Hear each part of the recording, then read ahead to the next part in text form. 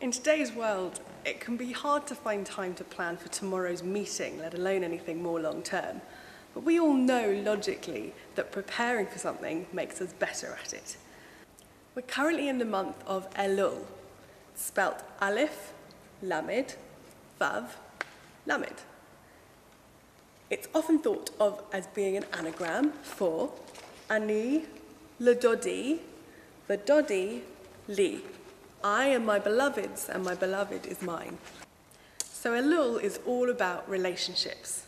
It gives us time to think about those relationships that are precious or damaged so that we can repair them and then come closer to ourselves and closer to God when we get to Yom Kippur.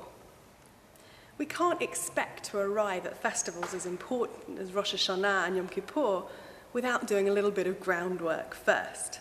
So Elul gives us that time. In the last few years, I've started receiving lots of round-robin emails and text messages and Facebook groups asking my forgiveness for any sin that might have been committed. Not very sincere, I'm afraid. Elul is a time for us to think and reflect and really take time to notice what we've got wrong so that we can put it right.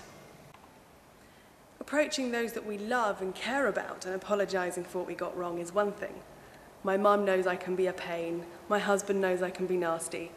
The difficulty is approaching those who we have a damaged relationship with and asking their forgiveness.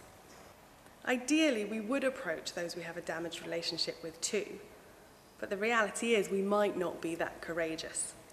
So maybe Elul is a time for us to reflect on where are those relationships that we just don't have the courage to heal, and to recognize that that's a pain and a problem so that we can change our behavior and not repeat it in the future.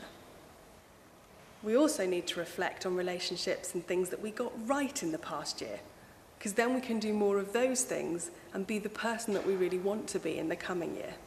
Today, relationships reach far and wide, and we're far more in touch with people than ever before.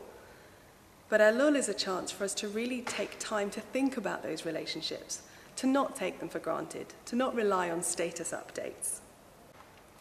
I often have to schedule in groundwork time in my diary. It sometimes gets lost, but it's always in there.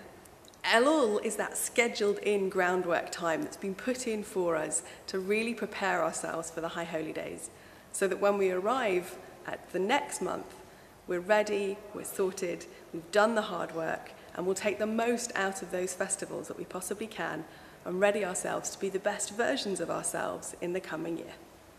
Shana Tova.